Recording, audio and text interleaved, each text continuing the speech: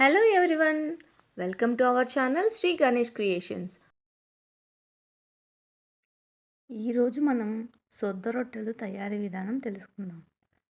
కొన్ని ప్రాంతాల్లో వీటిని సజ్జలు అని కూడా అంటారు.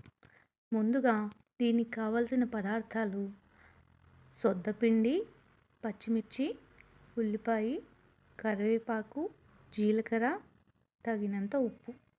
ముందుగా మిక్సీ జార్ తీసుకొని అందులో పచ్చిమిరపకాయలు, ఉల్లిపాయలు, కరివేపాకు, జీలకర్ర, ఉప్పు వేసి కచ్చాపచ్చాగా మిక్సీ చేసి పక్కన పెట్టుకోవాలి.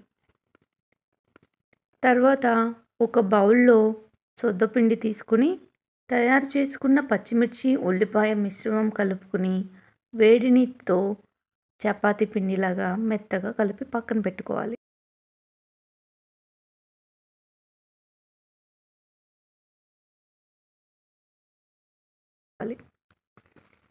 ఈ విధంగా కలిపి పెట్టుకున్న పిండిని చిన్న బాల్ సైజులో తీసుకుని తడిబట్ట పైన గుండ్రగా చేత్తో ఒత్తుకోవాలి.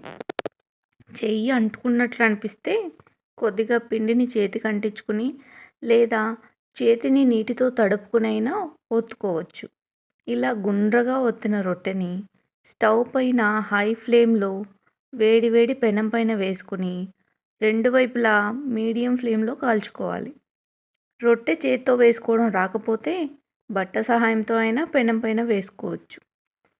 రెండు వైపులా కాల్చుకున్న తర్వాత ఈ రొట్టెలను ఆకుకూర పప్పుతో తింటే చాలా రుచికరంగా మరియు ఆరోగ్యకరంగా కూడా ఉంటాయి.